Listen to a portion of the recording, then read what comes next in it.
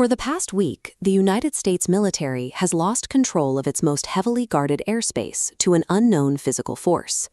Night after night, swarms of more than a dozen highly advanced drones have been spotted loitering over Louisiana's Barksdale Air Force Base. Barksdale serves as the nerve center for the Air Force Global Strike Command, housing a fleet of nuclear-equipped B-52 bombers.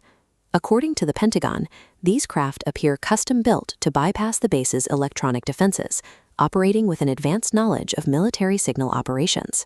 At the exact same time, similar incursions are happening hundreds of miles away at the McNair Base, just southwest of Washington, D.C.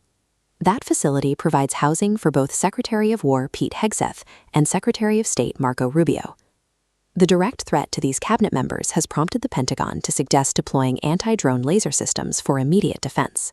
These coordinated incursions have transformed the UAP phenomenon into an immediate physical threat, one the military currently has no way to stop. While base commanders deal with physical intruders, a separate bureaucratic meltdown is occurring on Capitol Hill over the push for transparency. Representative Eric Burleson, a member of the House Task Force for Declassification, recently detailed why a massive trove of UAP video evidence remains locked away. The cameras used to capture these UAPs are classified. Releasing the footage exposes tracking capabilities to foreign adversaries, prompting intelligence agencies to block it entirely. Burleson argues Congress must see it anyway, deploying insiders to track if sensitive files are moved or permanently deleted. To bypass the gridlock, he recently handed over a targeted list of 2 to 3 dozen files directly to Intelligence Chief Tulsi Gabbard. The declassification process has entered a stalemate, as the evidence required to prove these UAP incursions is tied to the military's most closely guarded surveillance technology. Representative Tim Burchett remains a vocal advocate for disclosure, yet he is now issuing dire warnings about the potential fallout of that very transparency. After briefings with various intelligence agencies, Burchett stated that releasing the classified data would keep the public awake at night with worry.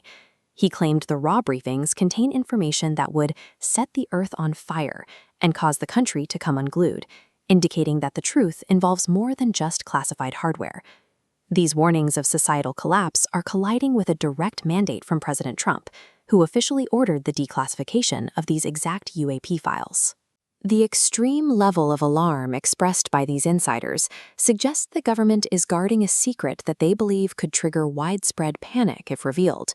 This escalating pressure coincides with a high-profile disappearance.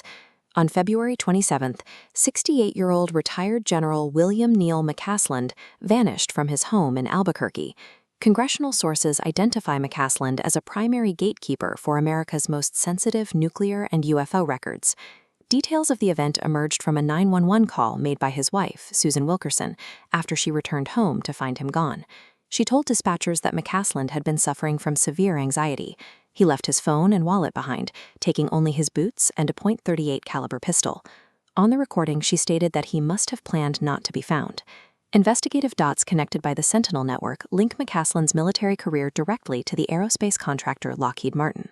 In 2010, McCasland reported it attempted to arrange a technology transfer agreement to move UFO crash materials from the 1950s into the private sector, a move the CIA eventually blocked. After decades managing these suppressed records, the man responsible for overseeing the archive disappeared just as political pressure for disclosure reached its peak.